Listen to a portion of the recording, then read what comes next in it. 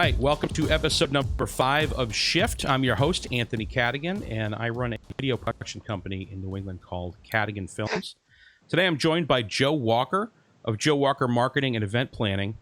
Joe's owned several businesses over the last 25 years and has taught both at the high school and post-secondary levels for over 20 years. Joe, please introduce yourself and tell us what you do. All right. Well, first off, I just want to say thanks for having me, Anthony. It's great to be sitting with you today and doing this live. My name is Joe Walker. I do own a company, Joe Walker Marketing Services. Like you mentioned, I'm also a college professor at New England College here in Henniker.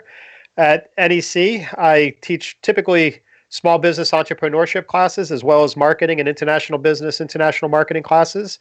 I think that gives me a nice advantage when I'm sitting with clients about marketing because I do know it both from the academic or the theory side of it because I read a lot of textbooks and I prep a lot of courses like that. And then I also have the real world side of it because like you mentioned in the intro, I have owned several businesses, sole proprietorship like I own now. I've also owned a partnership and I've also owned a corporation and a franchise. So from an entrepreneurship perspective, I've actually owned all 4 of the major types of ways you can own a business, which again, gives me a big advantage when I'm sitting with my clients because whether they're a sole proprietor or a corporation, I have an idea and a background in those areas. So let me ask you right off the bat, I mean, what do you think most people get wrong about marketing? Well, I mean, that alone could probably be like a 30-minute discussion by itself. But Right. If I had to pick a couple key, pick a couple key spots on that, I would probably say probably the biggest ones are they tend to lack rhyme and reason. You know, it's like, oh, I have an extra $500 in my account. Let's do some marketing. Let's go do, a newspaper ad or, something like that. And okay, so the newspaper ad runs for like a month and then it runs out. And then, okay, well, where's the follow-up to that? Or where's the next piece to that? That consistency and having that long-term plan is where I think a lot of companies struggle when they're looking at their marketing. And somebody like me, a consultant or somebody that comes in and sits with them, the plan is at minimal, you should be looking at a 1-year schedule of events or 1-year calendar of, okay, I'm going to do this marketing in June, and then that's going to be followed up with this marketing in August, and then that's going to be followed up with, whatever the next thing is in October, and having some sort of rhyme and reason. So you're building your brand consistently. It's not just I have some extra money, let's throw some money in marketing and see what happens. That's probably one of the biggest things. That, and then I'd say the other part of it, again, minimal, you should be looking 1-year budget. Here's what I'm going to do for marketing over the next year. Ideally, you're looking 2 to 3 years, and you're trying to figure out, do I do continuous marketing? Do I do pulsing where landscaping, for example, they should do more marketing in the spring, obviously, than probably in the dead of winter. So, figuring out the right balance as to when to spend your money is another situation or issue. And then figure out what your unique, the last piece is, figure out what your unique value proposition is. What makes you stand out from your competitor? What's that one thing you can hang your hat on? And if you think about it from an elevator pitch perspective, what's that one thing that you could say in that elevator pitch that makes somebody say, okay, I need to call them. They do something better than their competitor. That needs to show up in all your marketing, whatever that is, whatever you're going to hang your hat on. And I think a lot of companies miss that too. That's a lot to think about. I appreciate that. Like I said, go ahead. Like I said, that could be the whole 30 minutes right there, just talking about that. But that's a quick snapshot of it. Excellent. So with things being shut down temporarily, and that's the thing, I think we kind of have to address this. And I think it's probably going to take up a majority of our conversation today. But some businesses have been pumping the brakes on marketing. I mean, do you think that's the right move? Actually, I would say that's the exact opposite. You should actually be thinking in the 180-degree perspective of that. Okay. And it's not just me. Most experts, and if you read up on articles on this, the time actually to do marketing is actually in a down economy or during a recession or when typically your competitors are pulling back. And if you think about it this way, and again, it is the natural, just like you had just said, the natural expectation is, okay, we're money strapped, we're tight, we need to pull back. Where can we cut budget? Where can we cut money? And usually one of the first things on the block is marketing. And if you think about it from the perspective of, well, if all of your competitors are doing that too, the playing field is pretty open, because if all your competitors have pulled back on their marketing, that gives you the entire playing field. That gives you the entire landscape, which means your branding is even going to stand out more if you do effective advertising. So, and again, it's not just me, many experts would tell you this is actually the time to ramp up the marketing. And then the last piece with that is eventually we're going to come out of this, right? The goal is to come out of this, whether it's a recession or what we're dealing with right now. When you come out of this on the other side, if you've been marketing all the way through it, your brand is already out there. You're already top of mind to the consumer because you've been messaging all the way through it. When the competitors, if they've pulled back on their marketing or have shut down their marketing, they got to ramp it back up again. They have to become top of mind again. And again, from a marketing perspective, usually you need to hear an advertisement, or usually you need to hear the branding 6 to 8 times before you're willing to purchase.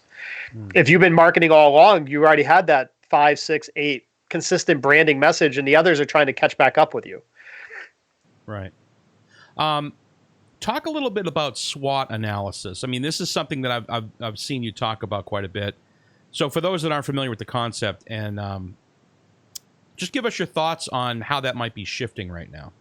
All right. So SWOT analysis, for those that don't know, SWOT stands for strengths, weaknesses, opportunities, and threats. If you do a business plan, or when you develop a business plan, SWOT analysis is always one of the things that are in or is in a business plan. When I work with my clients and do a business plan, it is actually usually the first thing I do with them in the business plan, even though it's usually part 5 or part 6 in the business plan. I actually start with a SWOT analysis because it really helps lay out the rest of the plan. But from a SWOT analysis, strengths and weaknesses, those are the internal things. Those are the things you have control of. And then the opportunities and threats are external. Those are the things that you can't necessarily control. If the economy is going well and the economy is pumping along, if the fill in the blank on the community you live in, if there's a lot of people moving in and there's a lot of new businesses coming in, obviously those are all opportunities, but you can't control the growth, or you can't control the economy. You're just one business. Flip it the other way. If what the situation we're in right now, where the economy is down and we're in sliding into a recession, that's a threat, right? Because not as many consumers have money to spend towards you. So again, those are external. And right now, believe it or not, there is a lot of opportunity out there if you get creative with your business model and you get creative with your business ideas. And a lot of people are just looking at this as threat right now, but you have to get creative, and you have to, out of necessity comes great ideas, right? So we have to get creative with opportunities, or try to find opportunities that we didn't necessarily look for before this all happened. Right. And you talked a little bit about, business plans and marketing plans and kind of how that folds in together. I mean, I think a lot of companies they're rewriting everything right now. What's changing, or what should be changing? Okay. I would hope businesses are revisiting their business plans, because again, with the situation we're in right now, I would assume just about everybody's business model has changed. In all the networking groups and all the contacts I have when I'm talking to different people, good or bad, I don't know of any businesses that are operating right now the way they were running 2 months ago, 3 months ago, which means that the business plan has changed. But again, born out of necessity, we've shifted on the fly. We're making do. We're bringing in income. We're paying our employees. We're keeping the lights on, all that kind of stuff. Not a lot of planning went into it, because the shutdown happened and you basically woke up and said, "Oh boy, what am I going to do here? I got to keep the lights on." But as we get onto the backside of this, the opportunity, or even now, should be there to start looking at the business plan and saying, "Okay, what have we learned over the last 2 months that we should be incorporating into the business going forward?" Right. So that's where revisiting the business plan is vital. And part of any business plan is marketing. It's just embedded in the business plan, and then a marketing plan is a standalone document on its own. But as we're going through this, obviously we're all doing different marketing tactics now.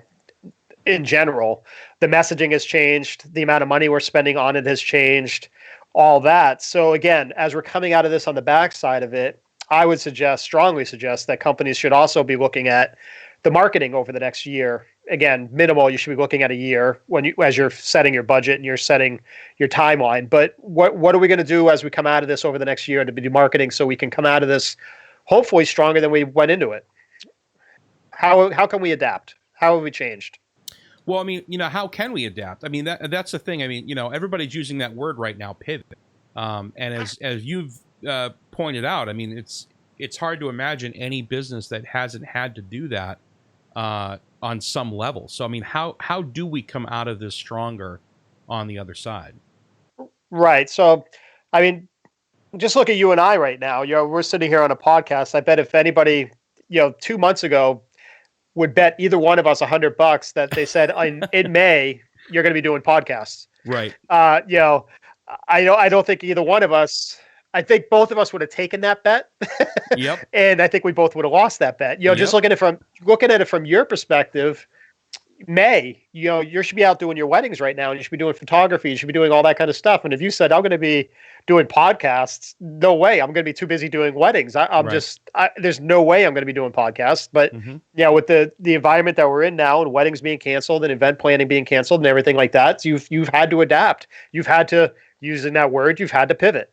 And, same with me. As we were going into this coronavirus, I had 4 clients that were probably going to sign with me within the next week for business planning, right? And as soon as the shutdown was announced, and 4 say they're going to sign, that means probably 3 at best.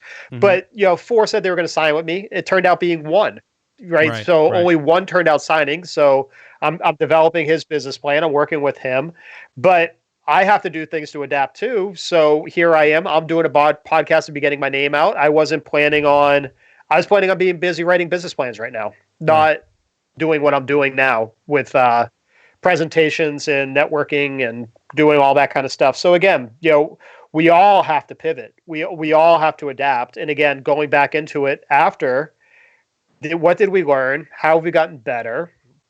Do we need to rewrite the business plan? Just one other example with the pivot. I know a lot of restaurants that were dine-in only going into this, and now they're takeout only, right? They've had to completely pivot and change their business model.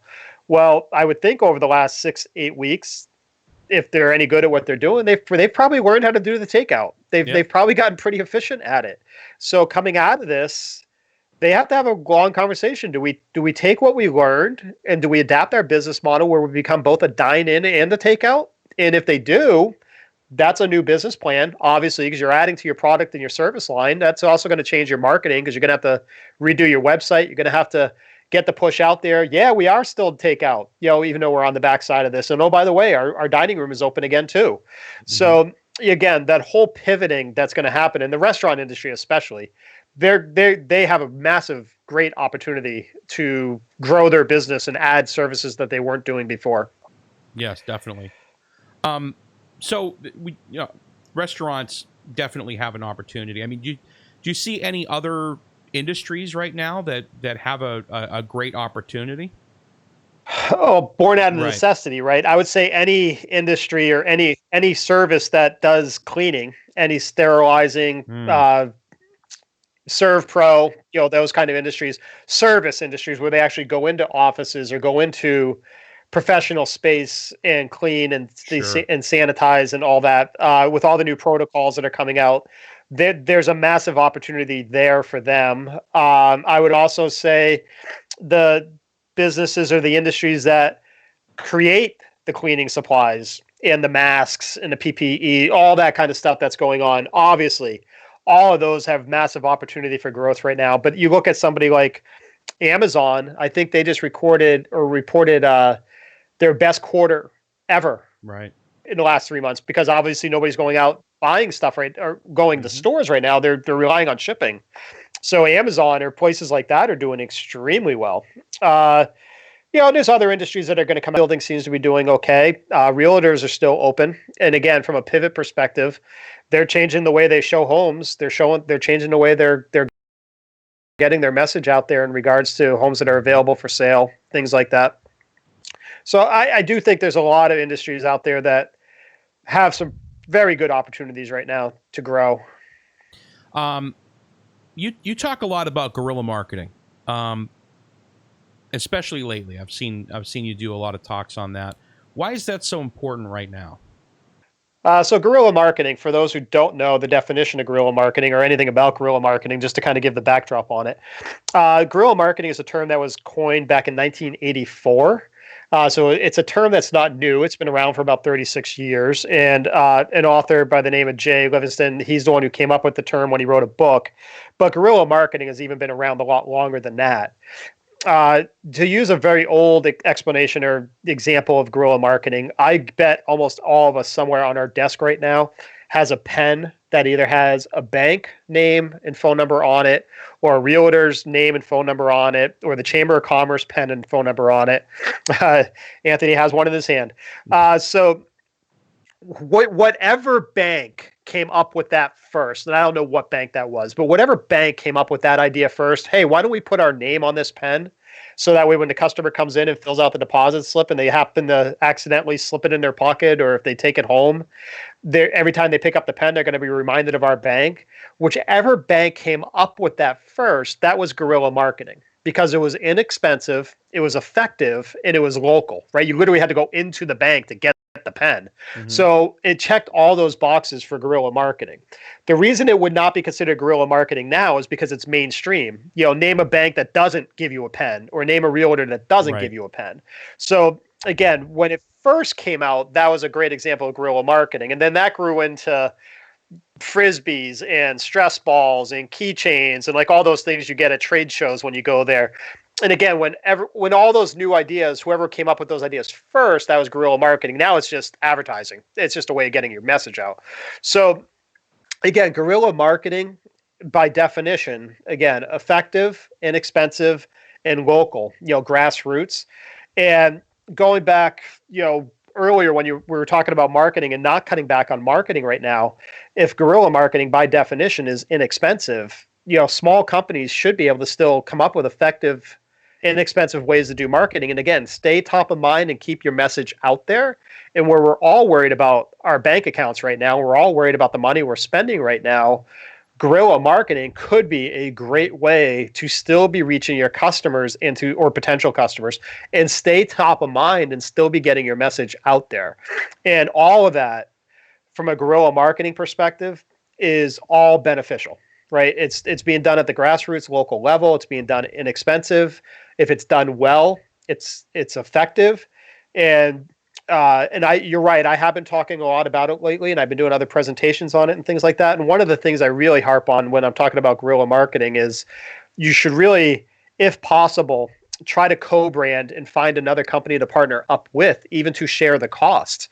If you find a company that has a similar demographic as you, or they're going after the same target market, but they're not competitors, but they're a similar target market, use something like a hair salon and a tanning salon.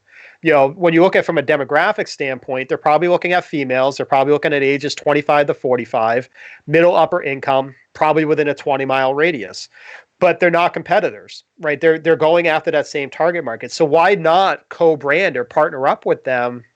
If you're the hair salon, partner up with the tanning salon and come up with some sort of, hey, we're free. Hey, we got out. Hey, we survived. We made it to summer. Some sort of post-coronavirus special where both of them co-brand together. And if both of them are $40 each, if the salon is typical haircut's $40 each, and the tanning salon, 5 sessions is $40, right? If you combine those, that's $80. Come up with some sort of co-branding where if you buy both packages, you get it for $60. We both lose $10, but we're booking, we're getting money coming in, we're generating revenue.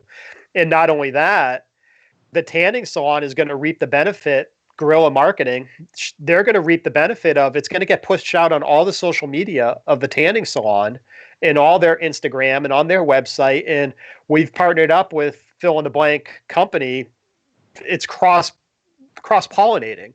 And you could probably pick up a lot of new clients doing that, and vice versa. When the other company is pushing it out on their social media, it's going to be the same thing. You're sharing your contacts, doubling the reach, basically, for what, $10 off? That's such inexpensive marketing, and it's done at the local level, and it's just co-branding with somebody.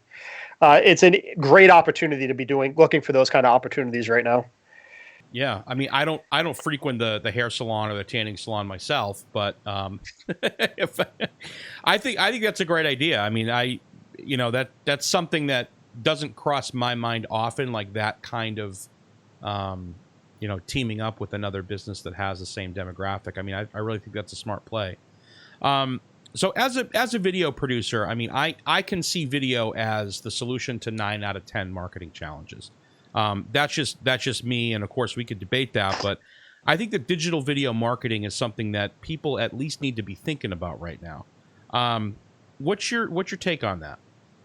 I think video is strong. I think video is a great way to go because you're getting the oral, talk about it from a marketing perspective. And the more senses you can touch, the better off you are, right? The five Right. senses.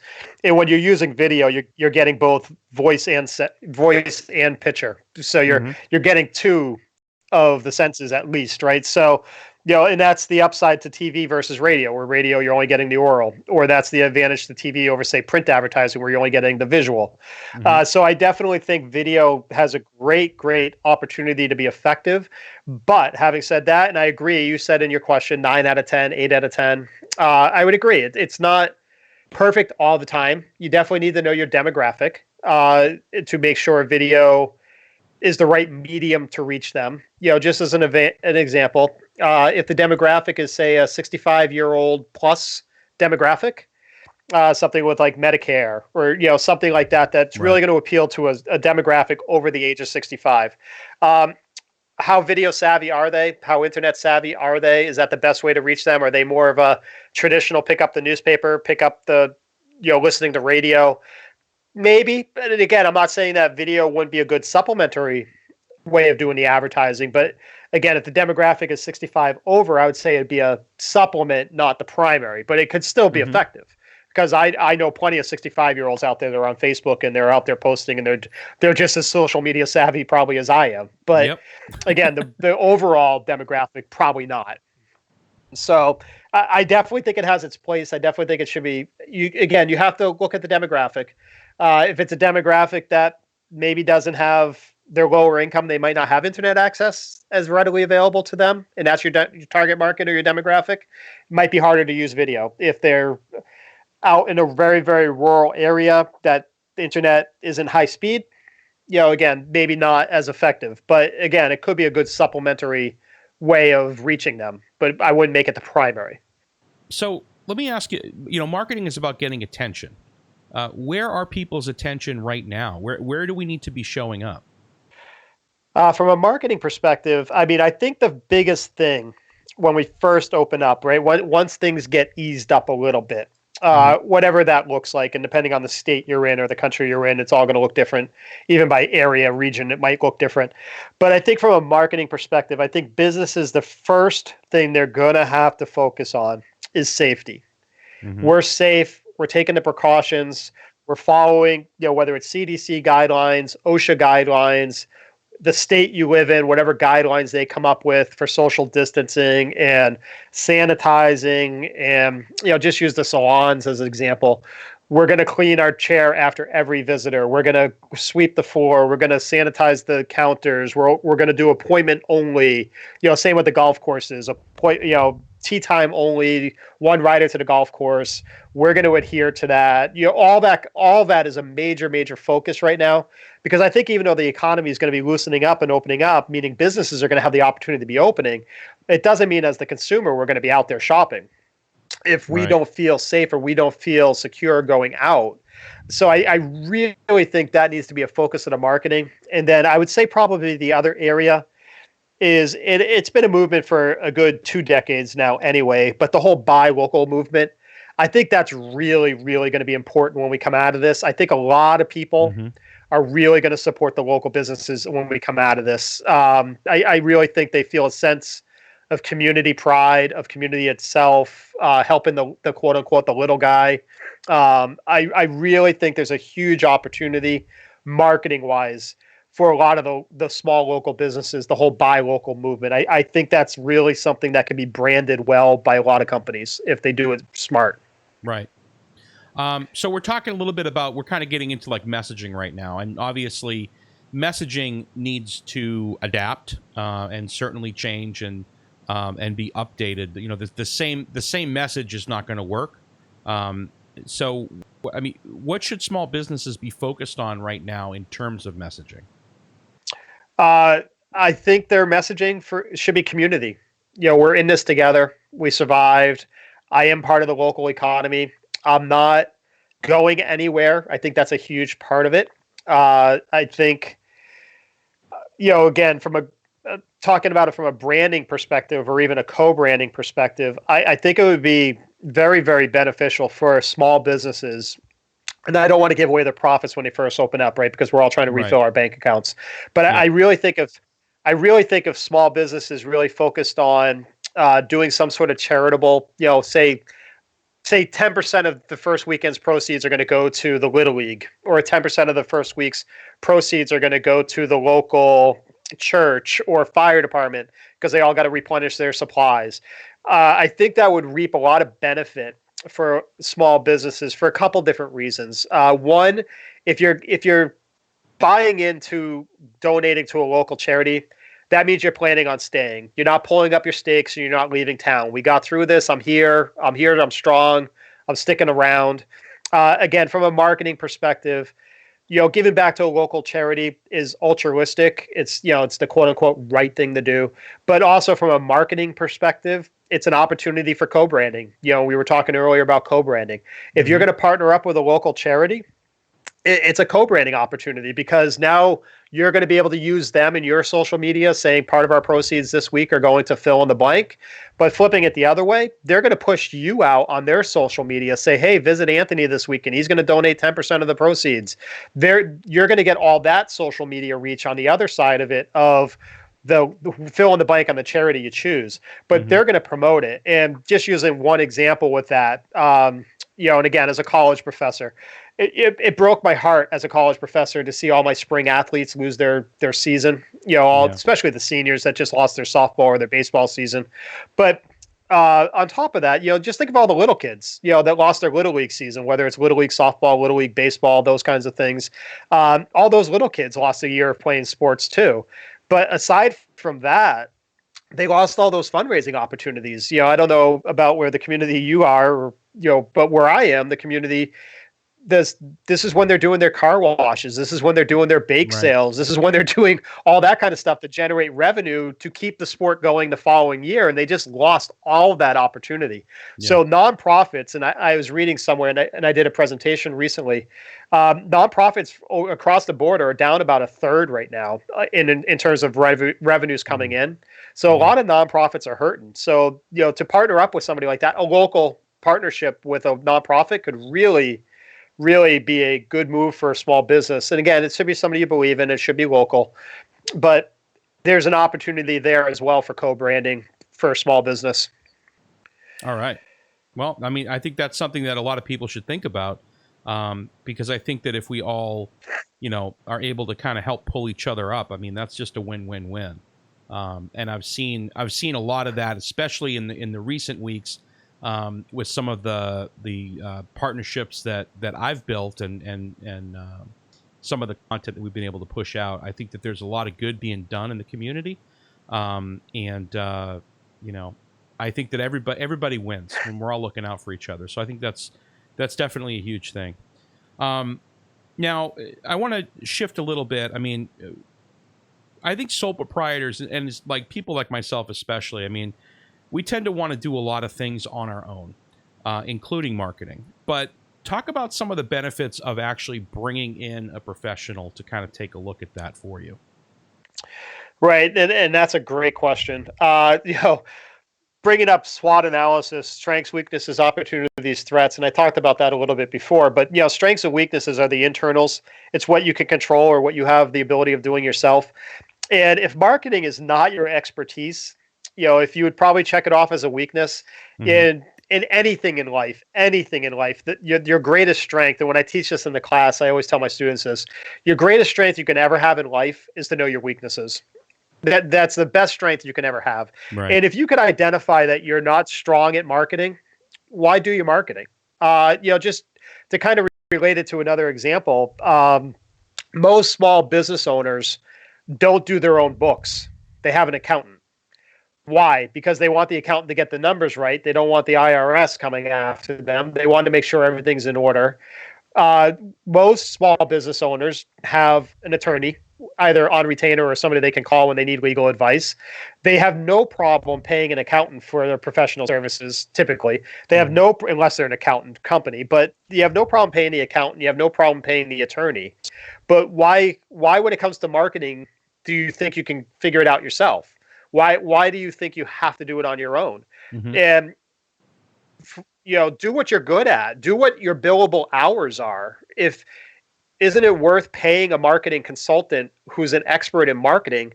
Pay them fair market value. Pay them for what they're good at, because all that does is frees up time for you to go do what you should be billing, what you're good at, probably, hopefully, where your passion is. Mm-hmm. If you're not passionate about marketing, if you're not invested in it, you're probably not going to give it your all anyway. In whatever industry you got into, that's probably where your passion lies. So that's really where you should be spending your time. And your branding, your marketing, every time you're out doing billable hours, every time you're meeting with clients, you're building your brand, you're building who you are and what you are, you're building your database, and then pay the marketing person to push that message out. And again, so many people will have, no problem. Here's who my accountant is. Here's who my attorney is. Well, who does your marketing? I do it myself. Are you a marketing expert? How many marketing classes did you take in college? Well, I read a book on it. I read an article on it. Okay, so that's your expertise, or that's your background in it. And it's surprising how many, yeah, it is, and I'll figure it out. And marketing is your lifeline to your business. Without marketing, without effective marketing, you're hoping your clients show up. You need to have a clear, concise message, and marketing does that. And if you're not, again, I can only suggest that at least bring in a consultant to talk to you a little bit about it. Right. Well, I mean, I think we just scratched the surface here. I think there's definitely a lot more to it. How can people find you if they want to learn more? Okay, that's great. So there's a couple different ways. Obviously, if you go onto Google, you can just Google my name, Joe Walker, or put in Joe Walker Marketing Services, and you'll definitely find me that way. I'm also on Facebook and I'm on LinkedIn. If you go to either of those and you look up Joe Walker Marketing Services, you'll find me. And then my email is, I'll kind of walk you through it, but my email is jwalker, so my first initial, my last name, and then III, because I am the third. So it's jwalker, III, at nec.edu. And I'm pretty good about responding to emails within 24 hours. But any of those ways you reach out to me, I will definitely get back to you and try to work with you. Great. Thank you very much. I think you've shared a lot of great stuff with us. Like I said, I tend to want to do things myself in a lot of cases. And I think that just from when I started talking with you about things like SWOT analysis and guerrilla marketing, it's like that's helped me to figure out what I don't know. And sometimes you need to learn what you don't know. Like we talked about, like what is a weakness, what is a strength. So I really appreciate that perspective. And I highly encourage anybody that's watching that would like to learn more, definitely to reach out to Joe.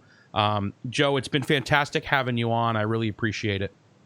No, I really appreciate the opportunity too, Anthony, and it's great. And I wish you all the best of luck and stay healthy. And we'll all get through this together.